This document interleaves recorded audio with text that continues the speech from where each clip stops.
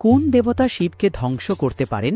শিব মহাদেবকে হিন্দু ধর্মে সংহারকর্তা, ব্রহ্মা, সৃষ্টি, বিষ্ণু, স্থিতি, শিব, সংহার রূপে দেখা হয়।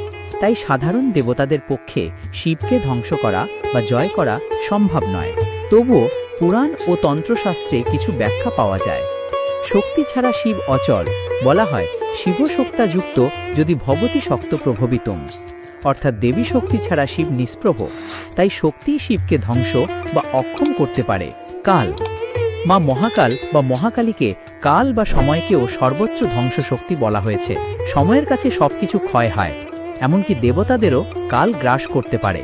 কিছু ব্যাখ্যায় মহাকালীকে কালাতীত ধ্বংসশক্তি বলা হয়েছে। পুরাণে বলা আছে শিব ছাড়া শিবকে অন্য কেউ ধ্বংস করতে পারে না। তার রুদ্ররূপ, মহাকাল রূপ বা ভৈরব রূপে তিনি নিজেই সর্বশেষ ধ্বংসকারী। অর্থাৎ দর্শনের দৃষ্টিতে সাধারণ দেবতা কেউই শিবকে ধ্বংস করতে পারে না। শুধু শক্তি, কাল বা সময় এবং স্বয়ং শিব তার ধ্বংস বা বিলয়ের কারণ হতে পারেন। এই রকম অজানা শিব তথ্য জানার জন্য এখনই সাবস্ক্রাইব করুন আমাদের চ্যানেল। লাইক শেয়ার করতে ভুলবেন না। কমেন্টে লিখুন ওম নমঃ শিবায়। সুস্থ থাকুন, ভালো থাকুন। ধন্যবাদ।